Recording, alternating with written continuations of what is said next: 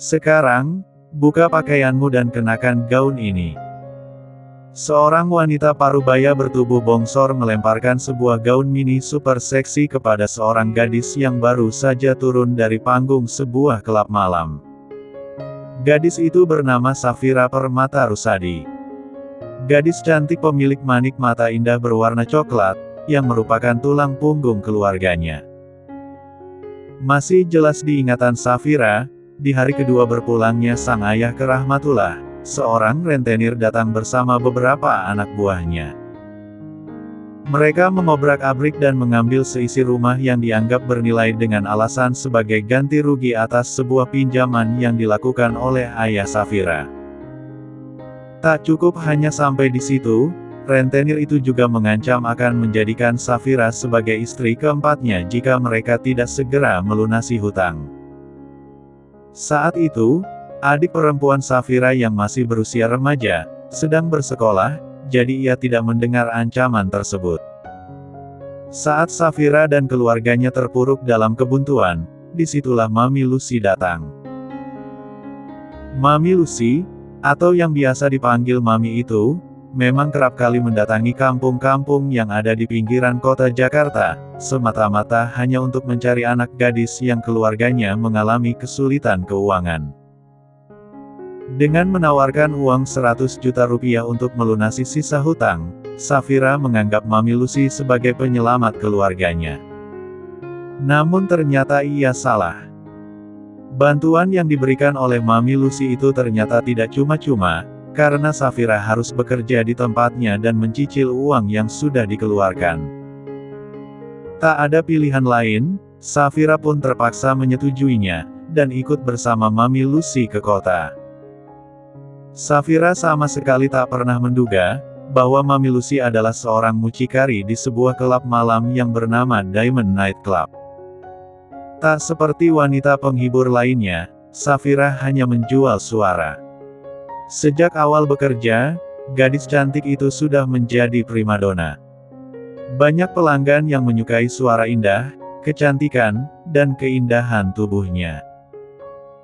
Saat mendengar kabar bahwa Safira masih perawan, pelanggan-pelanggan itu berlomba-lomba melakukan penawaran agar bisa mengsatucipi tubuh indah Safira. Dengan tangan yang sedikit gemetar, Safira memungut, lalu membentangkan gaun super mini setengah transparan itu di hadapannya. Tapi gaun ini sangat tidak pantas, Mami. Safira berharap wanita parubaya itu akan mengubah perintahnya. Namun ia salah. Bukannya mengubah perintah, wanita parubaya yang biasa dipanggil Mami Lucy itu justru marah. Aku sudah melunasi semua hutang keluargamu pada rentenir, untuk itu, kamu harus menuruti semua yang aku katakan. Mami Lucy mencengkeram dagu Safira, lalu ditatapnya manik mata gadis yang kini terlihat berkaca-kaca itu. Safira merendahkan tubuh, bersimpuh di kaki Mami Lucy, berharap agar wanita parubaya itu tak memaksanya memakai gaun yang menurutnya sangat tak layak pakai, namun harapan itu sepertinya sia-sia, karena Mami Lucy tetap saja teguh dengan pendiriannya. Cepat pakai gaun itu, Fira. Mami Lucy kembali memberi perintah pada Safira. Namun, gadis itu masih saja berdiam diri seperti patung. Merasa kesabarannya habis, Mami Lucy pun mencengkeram rambut belakang Safira. Aku sudah terlalu lama memberimu toleransi, Fira, mulai malam ini dan seterusnya, kamu harus bekerja seperti teman-temanmu yang lain, memakai pakaian seksi dan melayani pelanggan. Teriak Mami Lucy seraya melepaskan cengkeraman tangannya, kemudian mendorong kepala Safira dengan kasar. Cepat! Wanita parubaya itu kembali memekik dengan lantang. Dengan sangat terpaksa, Safira pun membawa gaun super mini itu ke ruangan ganti. Setelah pakaian itu melekat di tubuhnya, Safira berulang kali meremas bagian bawah gaunnya yang hanya sejengkal dari bawah perut. Sungguh, gadis itu benar-benar merasa tidak nyaman dengan pakaian tersebut. Malam ini, tamu yang akan Safira layani adalah Randy, pria mesum yang sudah tergila-gila padanya sejak pertama kali melihat Safira. Demi untuk dapat menikmati tuh 6 Safira, Randy rela merogoh koceknya sebesar 50 juta rupiah. Meski begitu, uang itu tidak sepenuhnya bisa menjadi milik Safira, karena Mami Lucy memotongnya sebanyak 90%. Saat melihat sosok Safira yang baru saja masuk ke dalam kamar, Randy langsung menjadi berkeempat irah melihat Safira. Dengan cepat, pria itu menarik Safira ke tempat tidver dan langsung merollback bagian depan gaun hingga memperlihatkan D4 dasang gadis. Hal itu tentu saja membuat Safira ketakutan. Gadis cantik berwajah teduh yang belum pernah melakukan dengan lelaki manapun, spontan memberontak. Meski begitu, Randy tak peduli dan tetap melanjutkan aksinya. Ketakutan yang semakin besar, membuat Safira semakin melakukan perlawanan. Ia meraba-raba, berharap mendapatkan sesuatu untuk menghentikan aksi gila Randy. Tak disangka, tangan Safira berhasil menyentuh sebuah benda, yang tak lain adalah botol minuman keras. Meski takut, namun Safira memberanikan diri untuk memukul Randy sekeras mungkin, hingga membuat pria itu membulatkan matanya dan pingsan seketika. Safira menggeser tubuh Randy ke samping, lalu keluar dari kamar dengan cara mengendap-endap. Keberuntungan sepertinya ada di pihak Safira, karena ia akhirnya berhasil keluar dari klub malam tersebut. Saat Safira tiba di luar, ia langsung berlari cepat menuju gerbang klub. Safira terus berlari hingga akhirnya ia masuk ke area sebuah hotel yang berada tak jauh dari Diamond Night Club. Ia masuk melalui pintu belakang hotel. Dengan menggunakan tangga, gadis itu naik ke lantai atas hotel. Tak disangka, anak buah Randy mengejarnya sampai ke sana. Cari wanita itu sampai ketemu. Berani sekali dia mencelakai Tuan Randy. Seru seseorang pada beberapa pria berseragam hitam. Mendengar itu, Safira yang tengah menapaki koridor, buru-buru masuk ke salah satu kamar yang kebetulan tak berkunci, lalu menutup pintu. Suasana kamar itu remang-remang karena hanya ada satu lampu saja yang menyala, dan itu membuat Safira merasa aman untuk bersembunyi. Ia menunggu hingga beberapa menit kemudian, sampai akhirnya anak buah Randy memutuskan untuk kembali ke Diamond Night Club. Huffet. Safira mengusap keningnya yang berkeringat menyadari dirinya sudah aman. Saat ia hendak keluar dari kamar, tiba-tiba, "Siapapun, tolong aku." Safira mendengar sayup-sayup suara seseorang meracau, dan suara itu berasal dari belakangnya. Suara itu adalah milik seorang pria tampan bernama Devano Sebastian Wijaya, berusia 33 tahun. Devano adalah seorang presiden direktur sebuah perusahaan telekomunikasi ternama, bernama Wijaya Corp, yang berkantor pusat di Jakarta. Kebanyakan orang menyebut Devano sebagai presidir paling beruntung seantero dunia bisnis. Bagaimana tidak, sepanjang hidupnya, pria itu selalu saja mendapatkan apa yang ia inginkan. Ada sedikit luka di bagian wajah dan tubuhnya, yang disebabkan oleh pukulan keras dari seorang wanita yang menganggapnya mesum. Ya, Devano hampir saja melektigahkan wanita itu saat hendak menuju ke kamar hotel, dikarenakan saat ini, ia sedang dalam kondisi tak biasa. Ada yang memberinya obat per-4 ngesang saat ia menghadiri sebuah party yang diadakan di ballroom hotel tersebut. Siapa di sana? Dengan perasaan was-was, Safira pun membalikkan tubuh menghadap asal suara. "Anda baik-baik saja, Tuan?" Safira mengamati wajah Devano yang terlihat samar-samar. Safira memutuskan untuk menghidupkan lampu. Namun, belum sempat ia mencapai kontak lampu, Devano tiba-tiba saja menarik tangannya, dan menghempaskannya ke atas ranjang. "Tolong bantu aku," ucap Devano lirih. "Bantu aku mengakhiri semua penderitaan ini," sambung pria itu dengan nafas yang terengah-engah. Memangnya, Bantuan apa yang Anda inginkan dari saya? Tanya Safira nyaris tanpa suara. Bersatu entahlah denganku. Apa? Bersatu entahlah denganku agar aku bisa tetap hidup. Bersamaan dengan itu, Devano bergegas turun dari ranjang, kemudian menutup dan mengunci pintu kamar. Di sisi lain, Safira bangkit, dan berniat kabur.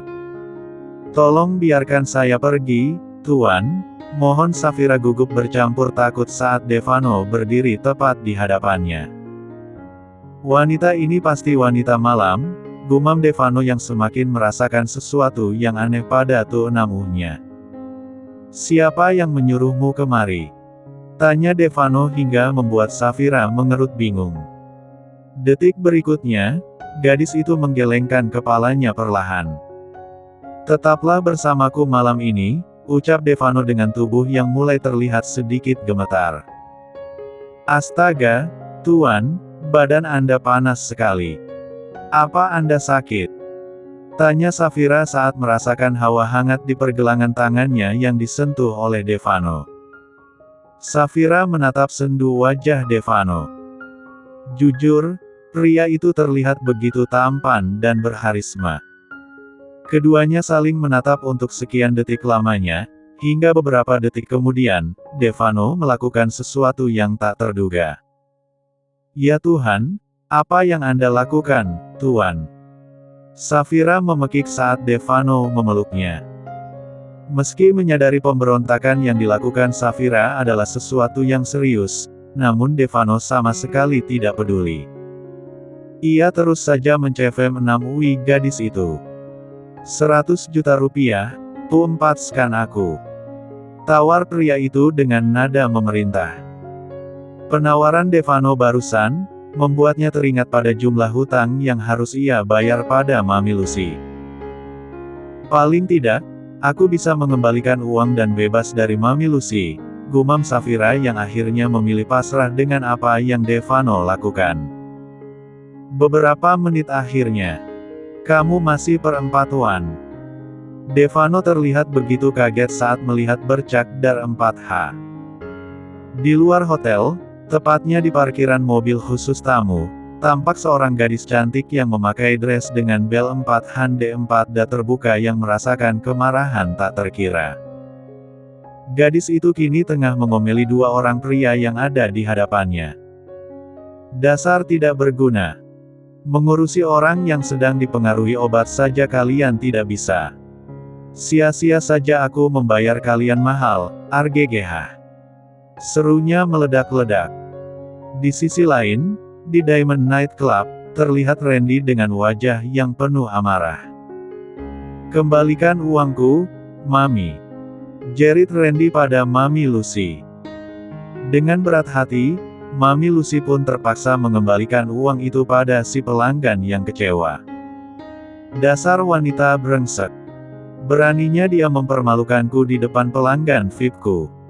Sungut Mami Lucy dengan wajah begitu kesal. Pagi harinya. Kamu sudah bangun.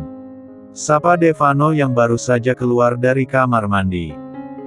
Hanya dengan menggunakan selembar handuk yang melilit di pinggangnya, pria itu mendekati Safira. Ia mengangkat salah satu kakinya dan menaruhnya di sisi permukaan tempat tidur. Safira memundurkan kepalanya, saat Devano hendak membelainya. Bukankah kita sudah melakukan lebih dari ini, Devano kembali menggapai wajah Safira, lalu membelai bibir tipis Safira. Karena aku adalah pria pertama yang menyentuhmu, maka dengarkan aku. Devano memasang raut wajah serius dan angkuh.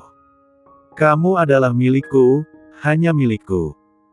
Jadi jangan pernah berpikir untuk melakukannya dengan pria manapun. Dengan suara bariton yang khas, pria itu mulai menunjukkan sisi dominannya. Devano mengambil sesuatu dari atas nakas yang ada di dekatnya. Seperti yang kujanjikan semalam. Devano memberikan selembar cek bernilai 100 juta rupiah yang telah ia persiapkan sebelumnya. Meski merasa sakit hati karena Devano menganggap dirinya sebagai wanita murahan, namun Safira tetap mengambil cek itu dari tangan Devano. "Makasih." Ada sedikit rasa senang di hati Safira saat mengucapkan kata tersebut, sebab dengan uang itu, ia akan segera terbebas dari Mami Lucy dan dunia malam yang sudah sebulan ini membelenggu dirinya. "Aku pamit." Safira buru-buru keluar dari kamar, saat Devano tengah memakai pakaian. "Tunggu." Devano berniat mengejar Safira, namun terlambat, wanita cantik itu sudah berlari menuju ke arah tangga yang semalam ia gunakan untuk naik ke lantai atas. Di rumah kontrakannya yang sangat sederhana, Safira mulai mengumpulkan pakaian dan benda-benda pribadinya, kemudian memasukkannya ke dalam sebuah tas jinjing berwarna hitam.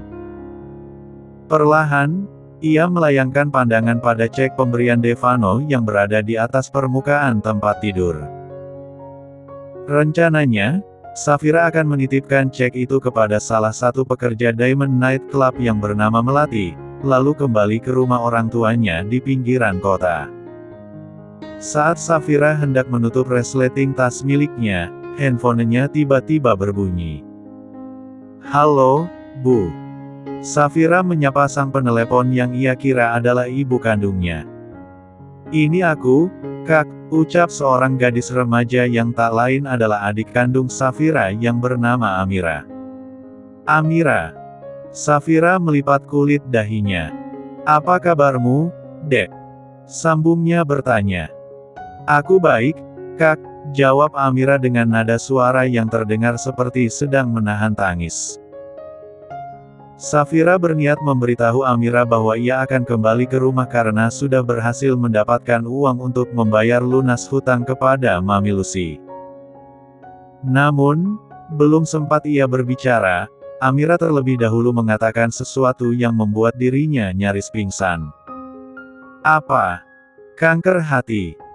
Air mata Safira pun seketika luruh mendengar fakta tentang ibunya yang menderita penyakit mematikan. "Kenapa kamu baru memberitahuku sekarang, Dek? Apa kalian sengaja menyimpan rahasia ini dariku?" tanya Safira terisak. "Aku juga baru tahu, Kak. Semalam, saat ibu sedang memetik sayur di halaman belakang, ibu tiba-tiba pingsan," ucap Amira yang tak kalah merasakan kesesakan di dalam dada. "Aku membawa ibu ke puskesmas, dan pihak puskesmas bilang, ibu perlu melakukan pemeriksaan serius di rumah sakit.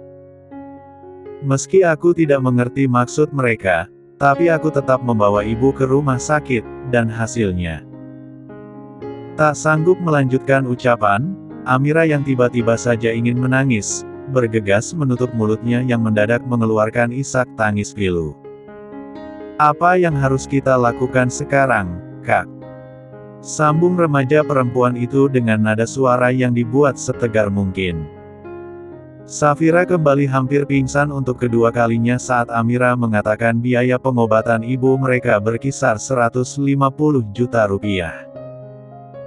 Tak ingin membuat sang adik semakin bersedih, Safira pun mengatakan bahwa ia akan mencari pekerjaan tambahan untuk membiayai pengobatan ibu mereka. Sambil menguatkan hati, Safira pun bergegas pergi ke sebuah tempat setelah panggilan telepon berakhir. Diamond Night Club. Ya, saat ini, hanya tempat itulah satu-satunya yang bisa membantu Safira mendapatkan uang yang banyak. "Akhirnya kamu kembali juga, Jalang," seru Mami Lucy seraya menghadiahi pipi Safira sebuah tamparan keras. "Ampun, Mami. Ampun." Safira meringis kesakitan saat wanita parubaya itu menarik rambut belakangnya. "Aku janji, aku tidak akan mengulanginya lagi," sambung Safira. Mengingat begitu banyak pelanggan yang begitu menyukai Safira, Mami Lucy pun mengampuni gadis itu. "Malam ini, akan ada tamu spesial yang akan menyewamu. Ingat, jangan sampai kamu mengulangi perbuatan bodohmu semalam, Vira." Mami Lucy mempertegas ucapannya. "Baik, Mami. Aku akan melakukan apapun yang Mami inginkan, apapun, ucap Safira pasrah sambil menahan tangis. Bagi Safira, tak ada gunanya lagi menolak pelanggan yang ingin menyewanya, sebab ia telah pun kehilangan kesucian.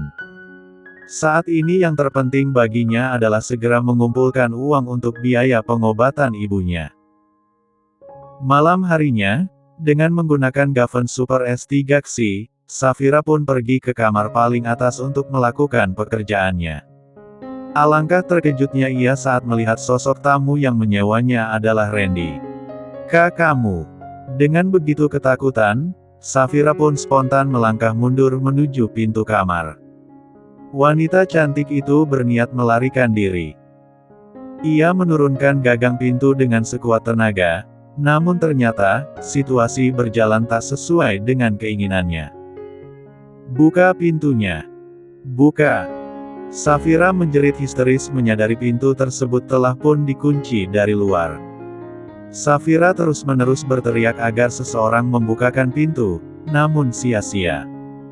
Teriakan Safira justru hanya membuat Randy semakin tidak sabar untuk menggauli gadis itu. Randy menghampiri, kemudian memutar tubuh Safira dengan kasar menghadap ke arahnya. Detik berikutnya, plak, Randy melayangkan tamparan keras ke pipi Safira. "Apa yang Anda lakukan?" Pekik Safira marah. "Itu hukuman karena kamu sudah berani melawanku semalam," tukas Randy dengan raut wajah beringas. Safira menjerit kesakitan, saat pria itu menarik kasar rambut belakangnya, lalu mendorong kasar tubuhnya ke ranjang.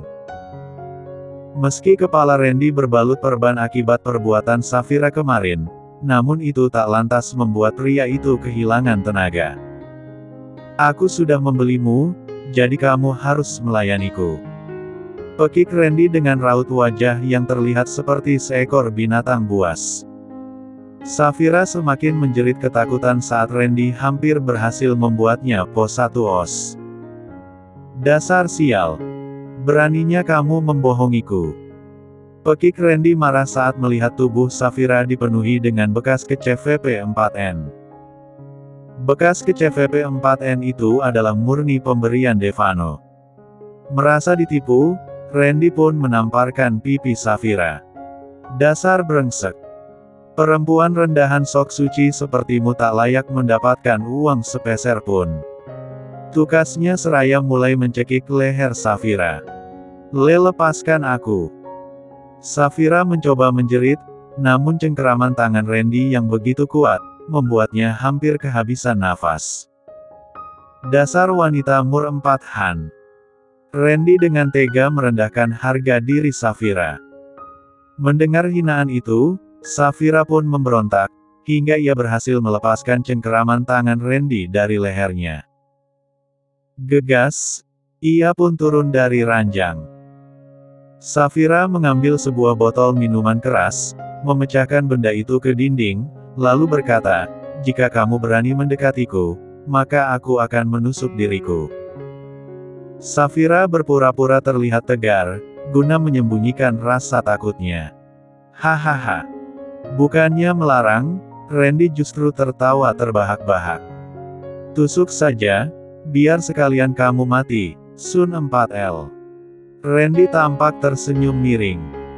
Mendengar ucapan Randy, Safira pun semakin merasa takut. Perlahan, ia melihat pecahan botol yang ada di tangannya. Pecahan itu terlihat sangat runcing dan mengerikan. Melihat Randy yang mulai mengayunkan langkah mendekatinya, Safira pun mengambil keputusan tak terduga. Sambil memejamkan mata, ia pun menangempatkan pecahan botol ke perfnya. Tak lama kemudian, tubuhnya pun ambruk.